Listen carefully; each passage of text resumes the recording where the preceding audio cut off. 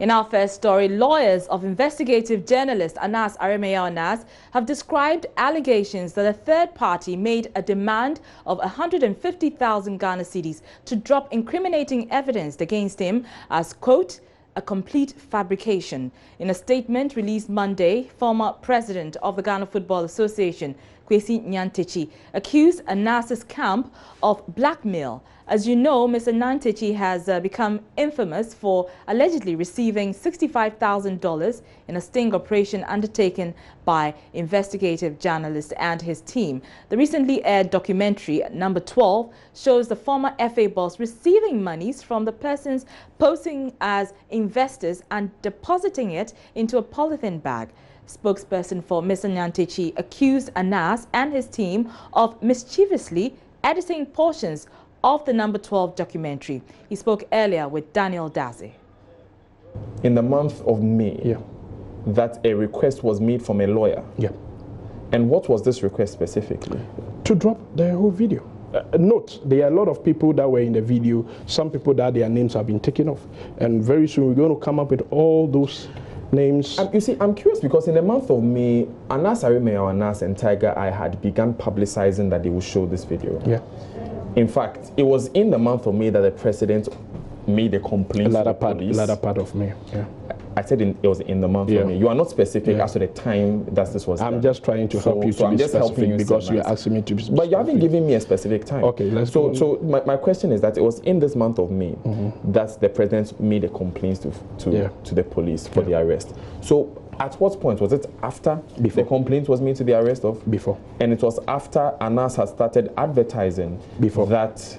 It was before Anas had started advertising that you showed this? I actually don't know when Anas started advertising, but it was in the month of May, same month, early month. When Anas was advertising that he would show this? No, it was before then. It was before? No, but like you said, the advertisements began before May. The advertisement did not, the actual advertisement did not begin before May. They were just talking about the possible video that was out on social media. Yes, it was out, but that time it was not specifically. Everybody knew that there was something of Anas going to come out, and it's going to come out around football and the football people, as one of your presenters will put it. And so everybody was out there. And it was the same time, the same period that some other people were taken off because they were approached. The other people that were in the video that were taken off, but unfortunately for Mr. Nyantakyi, at that particular point in time, was not able to take off because he was not able to pay that said money, or perhaps somebody might have heard about the arrangement to pay the supposed investigator off.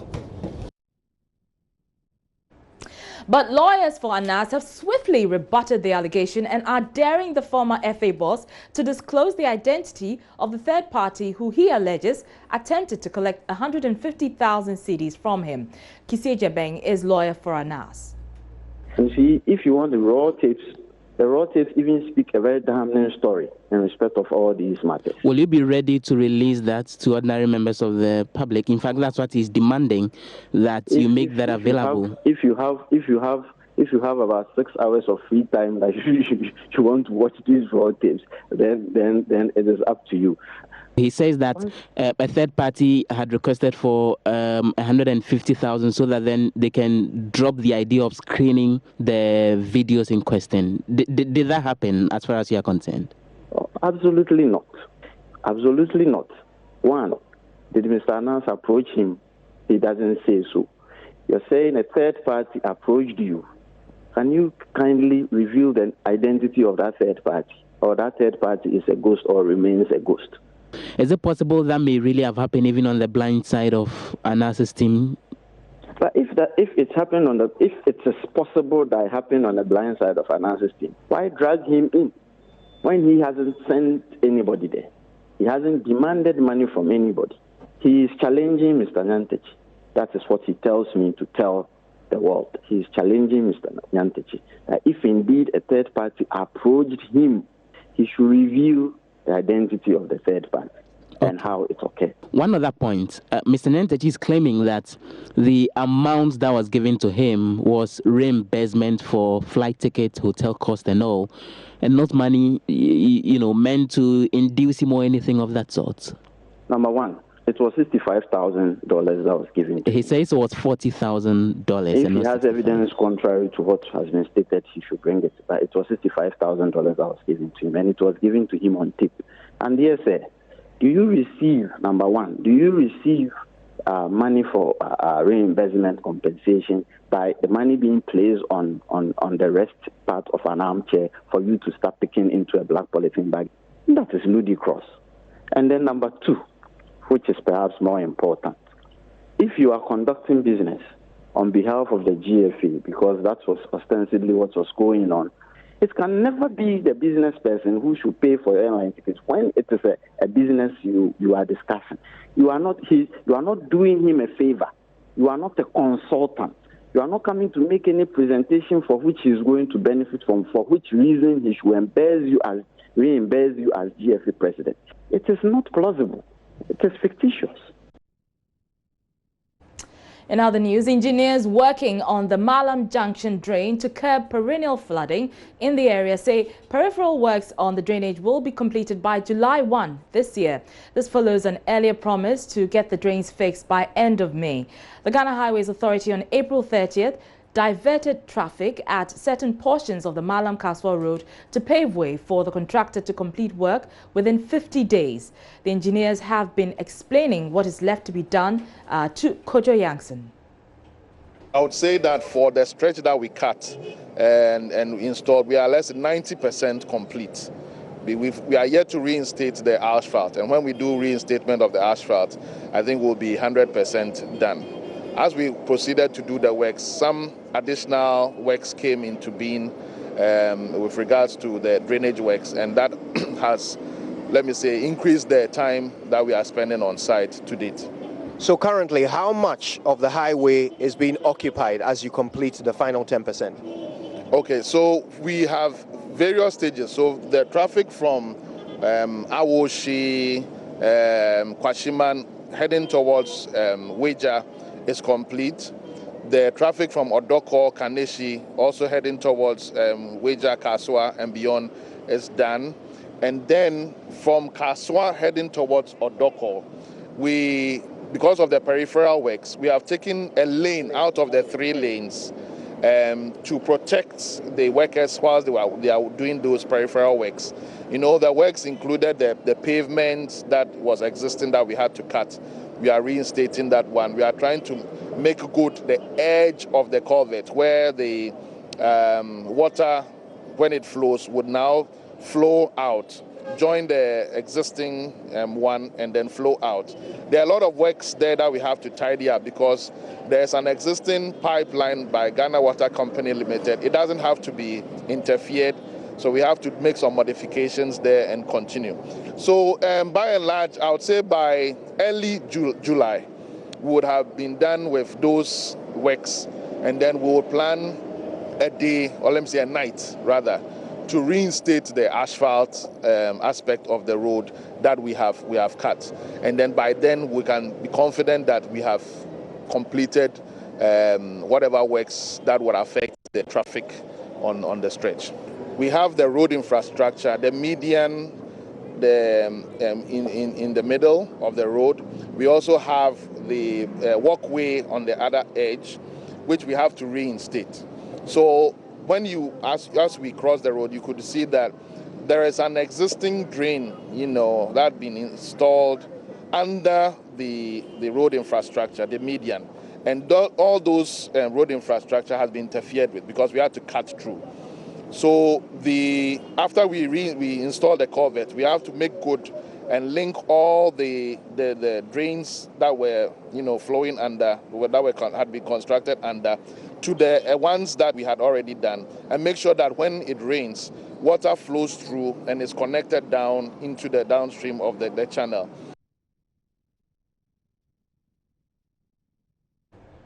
You're watching Joy News Prime. We're taking a break, but after the break, President Akufo-Addo assures of a comprehensive roadmap, including the lifting of the ban on small-scale mining to deal with on a permanent basis, the grave threat of galamsey to the present and future health of Ghana. But President of the National House of Chiefs believes very important members of the society are involved in illegal mining. Very important members of our communities are involved in illegal mining. Chiefs are supposed to be involved, politicians are involved, members of security services are involved. We'll bring you details of a stakeholder conference that was held earlier today and speak to the Small Scale Miners Association.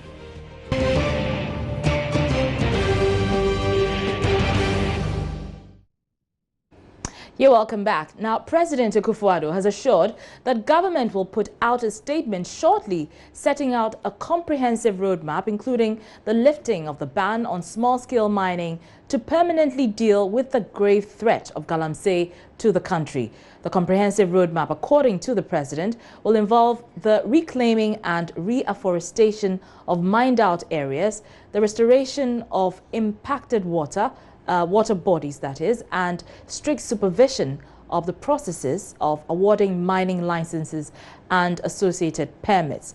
President Akufo-Addo was delivering the keynote address at the sensitization workshop for traditional and religious leaders and stakeholders on the elimination of illegal mining in Ghana. I assure you that shortly you will hear from government a statement setting out a comprehensive roadmap, including the lifting of the ban, to deal on a permanent basis with this grave threat to the present and future health of our nation. The comprehensive roadmap will address, amongst others, the following activities: reclaiming and reforestation of mined-out areas, restoration of impacted water bodies, strict supervision of the processes of awarding mining licenses and associated permits, the establishment of a mercury pollution abatement project, the implementation of alternative livelihood projects, systematic control of the engagement of excavators and changfans in mining areas, and continued formalization and regulation of the small-scale mining sector. When the ban is lifted, you will have a responsibility, as was successfully discharged in the days of our forefathers, to continue to help preserve our lands, water bodies, and environment. We all have a duty to say no to galamsey for our own common survival and the survival of those who are to come. Well, Chairman of the Interministerial Committee on Illegal Mining, Professor Kwabena Frimpong-Boateng, wants traditional rulers to expose foreigners engaged in galamsey. I believe that our chiefs, our queen mothers, have a big role to play and have confidence in you. My committee has confidence in you. Of course, we have a problem with a few of our traditional leaders, but majority of you are doing what is right. We are ready to serve, but we need your help, our great queen mothers, our great chiefs. Because this fight would have been very easy if we were all together, not fighting ourselves and hiding things. Because our waters are polluted. 38% of all groundwater in Takwa area is polluted. 58% of surface water is polluted. So, Nanano, I'm here as a humble servant, pleading with you, help us, because there are too many foreigners in our communities doing harm to us, and I'm sure you know where they are, at least, and you know what they are doing. So, on behalf of our committee, I want to plead with you, help us, so that we can fight this fight and win. Well, President of the National House of Chiefs, Togbe Afede XIV, says despite modest gains by the Interministerial Committee on Illegal Mining, involvement of some traditional rulers, politicians and the security agencies is making the fight against the the fight against the menace difficult. Distinguished ladies and gentlemen, problems still exist. Among others, the fact that funding of the activities of the IMCIM, that's the Interministerial Committee, is so limited, making it difficult for them to perform the activities to the extent they would have liked. Also important is the activities of the bulk samplers who hide under bulk sampling to do actual mining. Very important also are the operations of large-scale operators who adopt very illegal mining methods. These are the reasons why we should be gathered again here today, so we can fashion ways in which we can help eliminate the persistent menace of illegal mining. By far, the most important difficulty faced, to my knowledge, is the fact that very important members of our communities are involved in illegal mining. Chiefs are supposed to be involved, politicians are involved, members of security services are involved, and those are supposed to make the work of the government easier, but unfortunately have turned on the other side and are part of the problem. Let's stay on this a while longer. We're joined in the studio by Mike Gizo. He's the Director of Research and Development for the Small Scale Miners Association. Many thanks for your time, sir. So you were there at the the stakeholders conference earlier today. The president made several assurances. He talks about, rolling out a strategy that would include eventually lifting the ban on small-scale mining. Exactly. I know that that's something your members have been looking forward to. They've been persistently calling on government to lift the ban. So were you satisfied with the assurances the government or the president made earlier today? Yes, we were. As a matter of fact, we think that the lifting of the ban is long overdue. We hold the president by his word, because this is a gentleman who, some few months back, was willing to put his presidency on the line. And that tells you how resolute the man is. So for the same person to come out this time around to say that very soon the ban will be lifted, then we think that is a step in the right direction. So you're convinced that very soon the ban will be lifted, because there have been assurances in the past by government to lift the ban, but this has not materialized. We've been observing the progressive approach, because they very soon came out from Honorable Benito, who happens to be the Deputy Minister. Then the baton was given to Honorable Babrotin Jesse, then the Substantive Minister himself, and this time around the First Gentleman of the Land, the Commander-in-Chief. So we think that this time around it will not be the biblical soon, but rather the grammatical one. So we think that it's long overdue, and it will be a step in the right direction. We see no hindrance or blockade to the lifting of the ban this time around after 14 months. And a lot has been done by the Interministerial Committee and the association, the media coalition, and other stakeholders. You say a lot has been done, yes, but we consistently hear the officials, particularly members of the Interministerial Committee, complaining that the bulk of the work is so heavy and that only a fraction of it has been done. And so it wouldn't make sense to lift the ban at this point or anytime soon. I think if you should talk to them now, a different response will be given, because we are witnesses to what has been done. Now, the formation of the multi-sectorial committee itself is a plus towards the fight against Galamsey. We have Operation Vanguard in place. We have the formation of the various district mining committees. We have the training program for small-scale miners, and as I talk to you now, it's ongoing at the University of Mines, so that the small-scale miners will be trained to adapt to sustainable mining practices. We have also piloted the GalamStop software. The GalamStop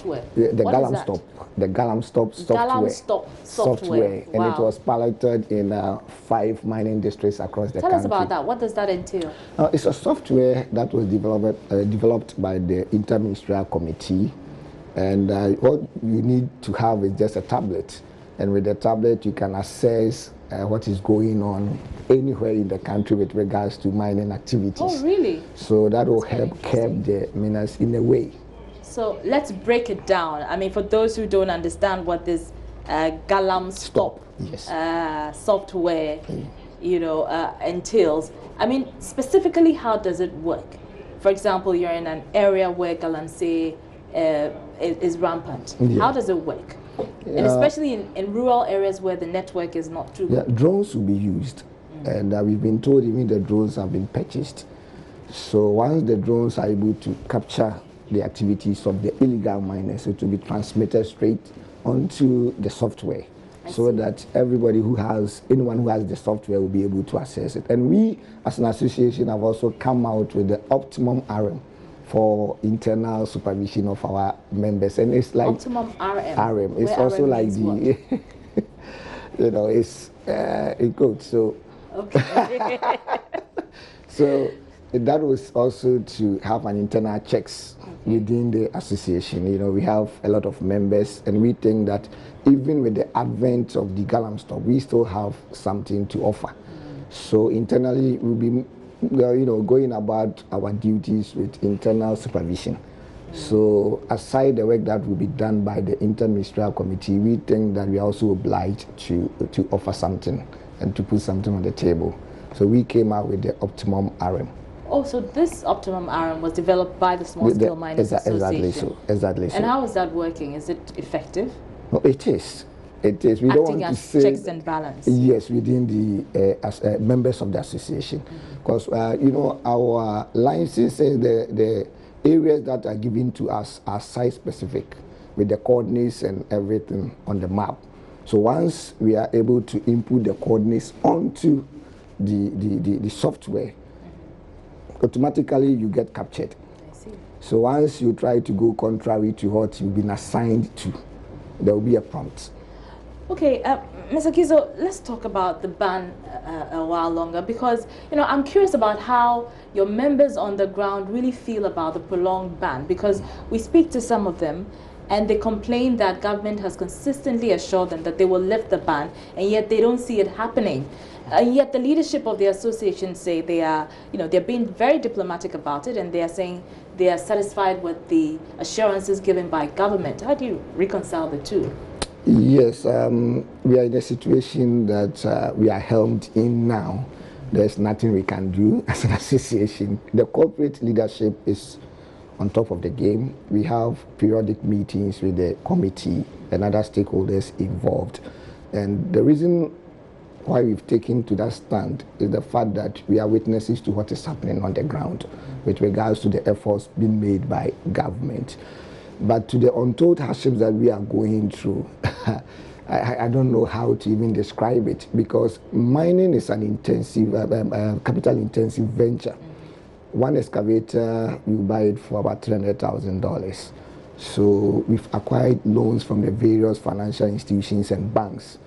And for 14 months, as we've been inactive, we are still servicing for the loans and also the interest on the loans. Filling station attendants are always on us. We've lost our entire investments. Our workers too will be calling day in, day out for assistance. We can't even put simple bread and butter on the table for our various families. We had a lot of people we were taking care of.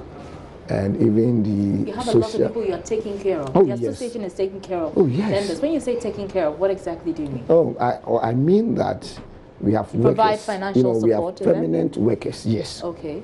I, for instance, have more than 120 workers. Okay. And they are permanent workers.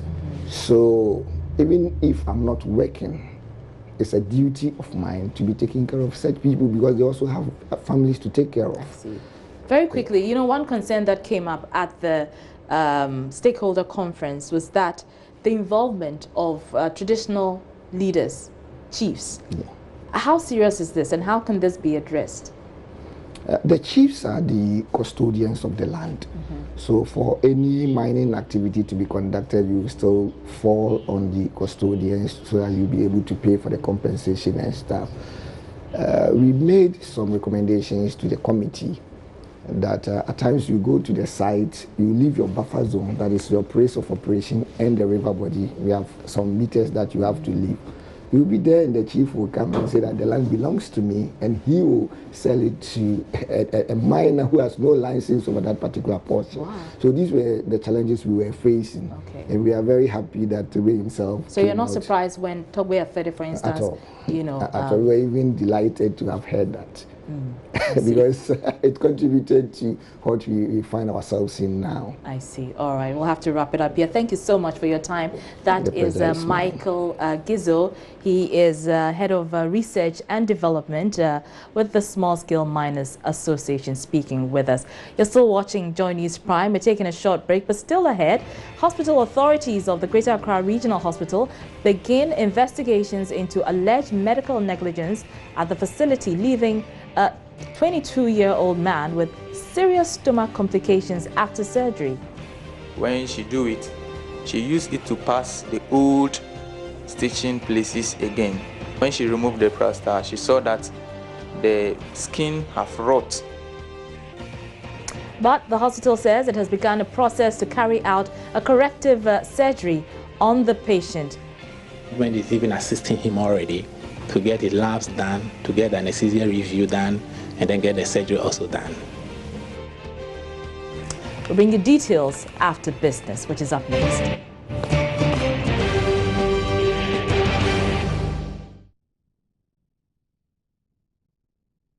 Hello again, good evening and welcome to Business. The Ghana National Petroleum Corporation, GNPC, says rigorous seismic survey activities are still going on in the Voltairean Basin onshore to establish a working petroleum system capable of producing a significant amount of oil and gas.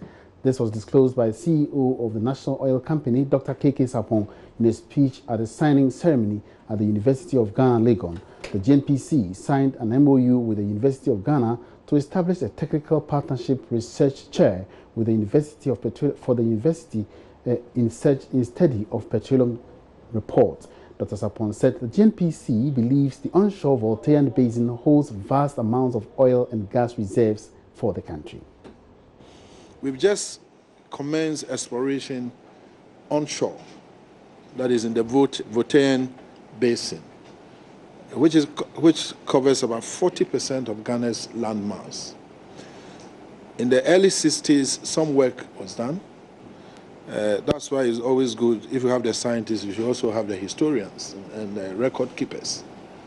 We've been able to have access to the data, and we believe that something is hidden there.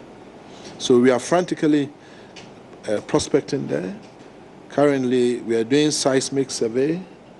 We tumble on some technology which is also coming from capacity building, geochemistry. You know, I knew of geosciences, and I didn't know you had to separate it into geochemistry, geophysics. I don't know whether there's geobiology, I don't know. And throughout the geochemistry technology, we've been able to take samples of soil and tested the existence of hydrocarbons, some gases and things, methane, butane, and whatever. At least my O-level chemistry helps me a bit. And is quite indicative that there's something there. We don't know the extent, so we are exploring further. We are presently in there doing serious seismic surveys, having finished the geochemistry analysis, which seems to suggest the existence of a working petroleum system. About 1,000 exhibitors from across the world are expected to attend the second Industrial and Technology Fair at Kumasi. The annual event by the Association of Ghana Industries, AGI, seeks to promote Ghanaian businesses to the rest of the world. Ghanaian business operators will have the opportunity to interact with their foreign counterparts on opportunities to create partnerships and grow their business. AGI Zonal Chairman for Ashanti and Bonahaf regions, Jemfua Owusu-Achao, spoke with Love Business at the launch in Kumasi. Prince Apia reports. Members and officials of the Association of Ghana Industries met in Kumasi on the need to enhance their competitiveness. It was part of a meeting to launch this year's Industrial and Technology Fair to be held in Kumasi. The 10-day fair, scheduled for October 25 to November 4, is expected to create opportunity for partnerships. AGI Zonal Chairman for Ashanti and Bonahaf regions, Ifua Jemfua Owusu-Achao, spoke to Love Business at the launch in Kumasi. It's not just about sales, it's about sales as well as matchmaking and partnership. When you go to FIRST, you don't just go there to buy. In fact, someone has finished school with a first degree in maybe mechanical engineering and doesn't know what to do. But he comes there and he sees the machines that have been exhibited. It will give the person an insight to partner with somebody that, oh, gratis will be there. So how did you go about this? Can you sign me on as on a contract, or do I come and work with you? You know, it's not just about sales. It's about creating jobs and exposing our industries to the world. According to Mrs. Chow, the initiative is expected to promote indigenous businesses on the international market. So, as I said, sometimes when you carry something from Ghana to abroad, people find it difficult to believe that these things were actually produced in Ghana. So what it tells us is that people don't actually know the things that are produced in Ghana. And we're having industries all over Ghana, even though we are holding the Indotech in Ashanti region. Industries all over Ghana will be coming. All the regional secretariats will be coming for this Indotech. And people will be coming, industries will be coming from Turkey, from India, so to compare notes with us. So that will give the people the know how to know what Ghana has. You see, if there's a product from India, the same product from Ghana, it will give people the opportunity to compare notes to see that, to know that Ghana indeed has quality products to offer the purchasing public. Prince Apia reporting. And that's all in business tonight. Many thanks for watching. My name is Emmanuel Abuaji. Have a good evening.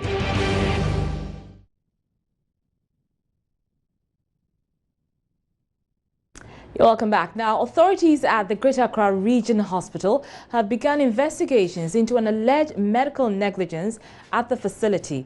A 22-year-old man has been allegedly left with serious stomach complications after he underwent a surgery for appendicitis some 6 months ago.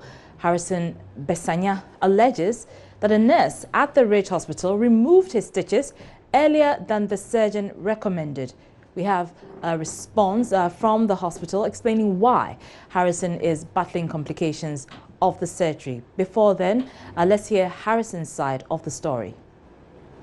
I was suffering from a stomach pain, so I visited Mamobi Polyclinic, and they have given me a referral to Ridge Hospital. So when I've been there, they said they have to do surgery for me. So after the surgery, the doctor informed me that on the 10th day that the stitches supposed to be removed. So they were dressing the wound. On the 7th day, a nurse on duty came. After the dressing, he started to remove the stitches. And I informed him that, please, the doctor said the stitches should be removed on the 10th day. He said, I am not the one to teach him what to do. He is doing his work. After that, in the midnight, I've seen that the wound have opened from top to down. So I called the nurse on duty. She came and then have a look at it, and she said, no, this is above her. So she have to consult a doctor. So I was there when the theater people came that, now looking at the condition, they need to send me back to theater. But the doctor said she will not go to theater, and even she is getting late to time. So she wants to do that for me and go home. So she can do the stitching in the dressing room. So we went to the dressing room, and then she went and do the stitching for me. But to be sincere, when she do it, she used it to pass the old stitching places again. So after that, in some days after, a nurse came to do the dressing for me. So when she removed the plaster, she saw that the skin have rot and all the stitches were removed on its own. When I came for a review, after the wound is getting healed, my tummy is becoming bigger again. So when I came, the doctor said I should go and be seen in 3 months' time. By 3 months, I'm going to see that things are going to be well with me. So I went and I said, oh no, That 3 months they gave me, still I'm not seeing any changes. It is still becoming and becoming. So I need to come back to see the doctor and see what he will say. So when I came, that was on 31st last month. When I came, he said they have to examine me. So I lie down after examining, and he said they need to do another surgery for me before I'll be healed. And I asked him that, so with that surgery, how much is it going to cost? He said with an amount of 800 Ghana cedi. And he asked whether I have the national health insurance, and I said, yeah. He said, okay, that will be the cost. So he gave me a laboratory test that the day I'll be ready, I should do that test and come with it so that they will do it for me. And in fact, when I went home, I think of it, I couldn't understand. Because they have done the thing and things gone wrong. And I'm coming back again and you are requesting an amount. And looking at the situation, I don't know how, even first that it was a normal tummy, things go wrong. And now that things are wrong, I should come back again. It has become a burden on me. Well, the medical director of the Greater Accra Regional Hospital, Dr. Emmanuel Srofenyo, has been responding to the allegations made by Harrison. The response of the hospital is that this is a complicated surgery that was performed. He had a condition that we call perforated appendix, and so the appendix has become gangrenous. The condition had gone on for about 4 days before he eventually landed at the Greater Accra Regional Hospital Ridge.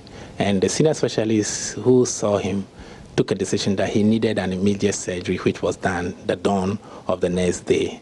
The surgery itself was successful. But the explanation is that when you do such a surgery, there is always a risk. That's what we call in our parlance dirty surgery. There is always a risk that the wound will get infected.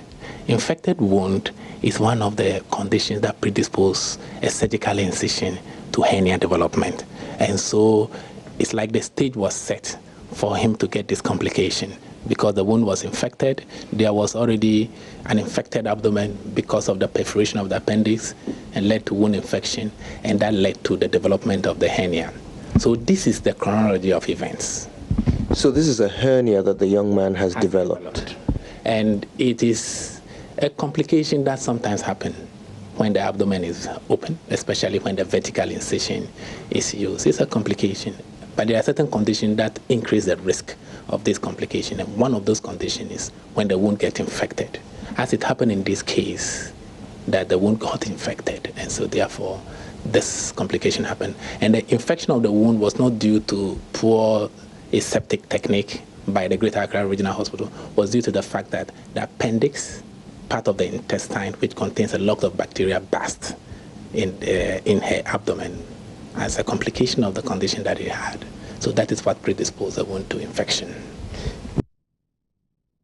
Well, the hospital has meanwhile begun the processes for corrective surgery for Harrison. The situation is that the date he was given to come and see the specialist who performed the surgery. He also did not come on that day. That would have been an opportunity for the doctor, the specialist, to explain the circumstances to him. Unfortunately, he happened to come many of the time on a different date and therefore missed his doctor. The other doctors who were seeing him may not have an in-depth understanding of what may have gone on during the surgery. So for me, the missing link is the fact that when he was given the dates to come, he happened to have come on different days. But for the first time when he came on Monday, he met a doctor. But subsequently, he kept on coming on different days. That was unfortunate. They explained to him and made him to know that he needed another surgery to correct it. At least they were able to communicate that to him, that he needed another surgery to correct it. He will not be able to remember the word incisional hernia, and he may not be able to link, but they will explain to him that he needs another surgery to correct it. That he told us. He confessed that that was told to him. He also said that he was told he has to come and pay 800 cedis in order to get this problem corrected. You know, it's a surgical operation. There are so many items that are used for the operation. If he has sought management help in the process, management will have resolved that issue long ago for him to have the surgery. And so therefore we are in a position where management is even assisting him already to get his labs done, to get the anesthesia review done, and then get the surgery also done. Yeah. Is there anything Ridge Hospital could have done to avoid this problem from happening? I think that good communication could avoid some of these things. Even when he came to the clinic at the wrong date, if somebody has really sat him down to explain to him that, look, you have to come on this day to meet your doctor, this event wouldn't have played out in this way. But the information we would also like to give to public, the general public, is that in situations where you have direct maybe consultation or direct interaction with clinical frontline staffs, if for any reason you are not satisfied, management is always available. Our doors are open. We have suggestion boxes around. We have an information department. But even management itself also apprises itself, also avails itself to receive direct complaints from anybody who is not satisfied. So with respect to some of the other issues that were raised, like how the nurse took out the stitch on the 7th day instead of the instruction, and so on and so forth, we will investigate as management. We will set up a small committee to go into the issues. You're welcome back. The commander in charge of the Ghana Armed Forces Training Command, Brigadier General MMIE, has emphasized the need for prioritization and improvisation in the face of inadequate resources to deal with threats confronting the country. Appreciating the harsh economic situation facing the country, Brigadier General IE said security agencies must make optimum use of the facilities and equipment available in protecting the region, while impressing on government to provide the requisite technology and tools in tracking terrorism threats. He spoke at the West African National Security and Armored Vehicle Conference underway in Accra. We know that our country or the government is not in a position to meet all the requirements that we may want to have to deal with such situations. It means a lot of improvisation, a lot of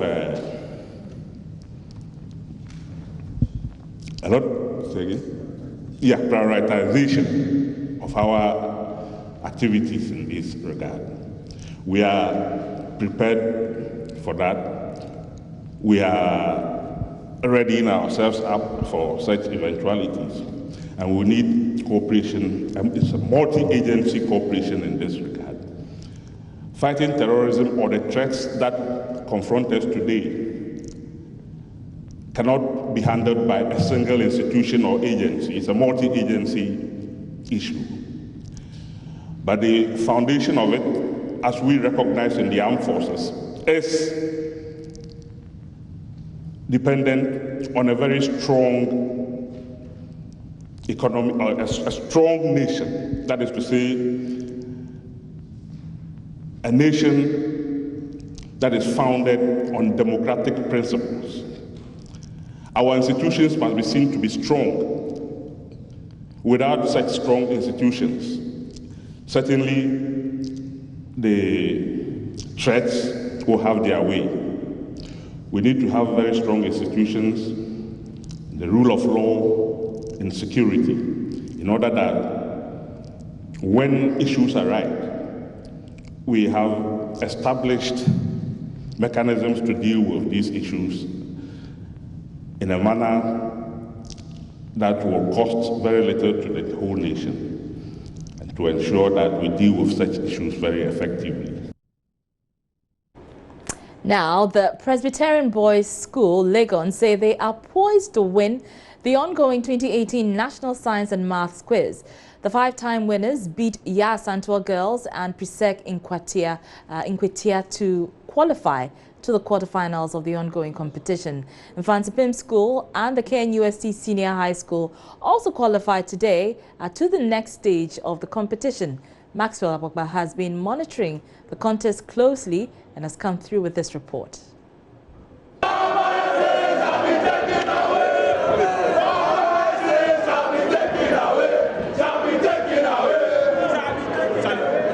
let's interact with some of the students. Okay, an old student. We have an old student from Presec Legon here with us.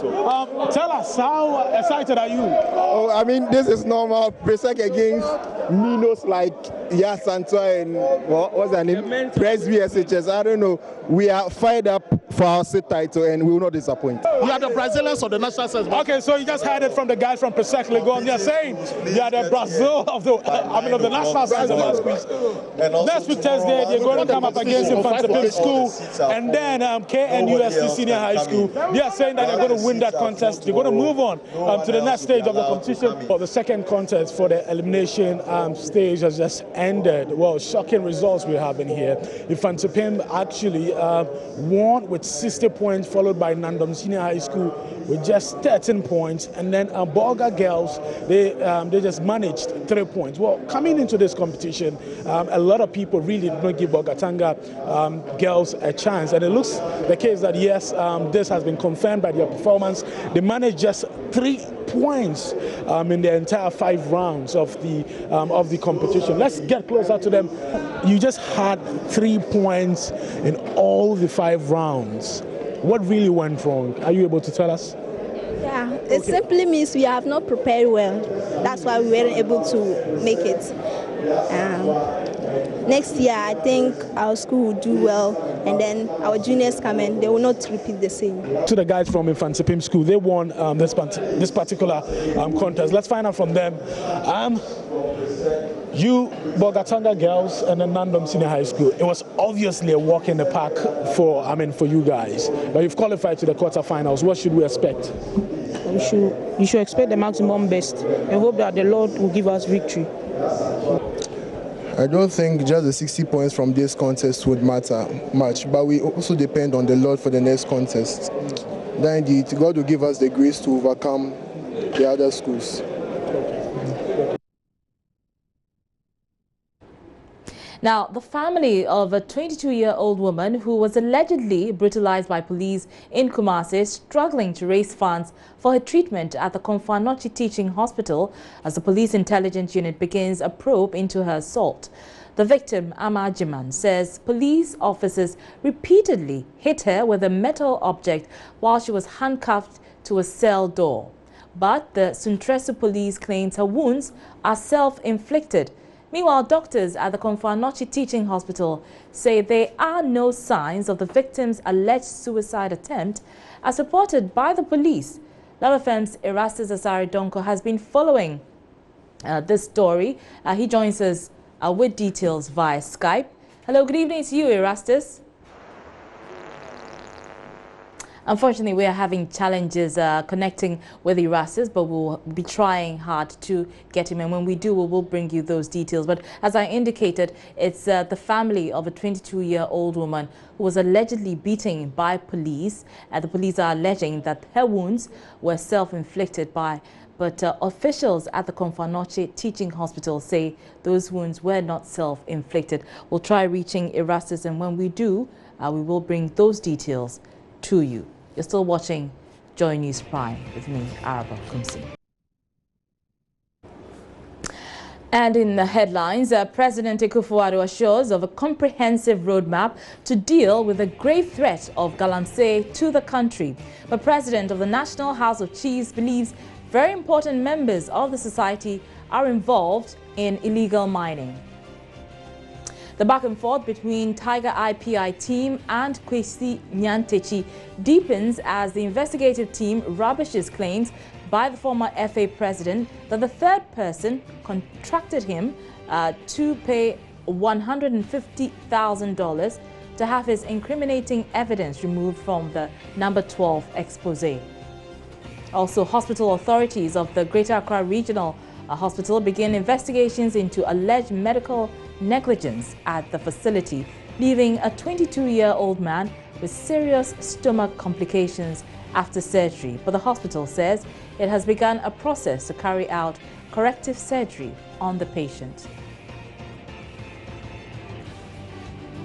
In business, Ghana National Petroleum Authority says rigorous seismic survey ongoing in the onshore Voltaian Basin to establish a working petroleum system capable of producing significant amount of oil and gas for the country.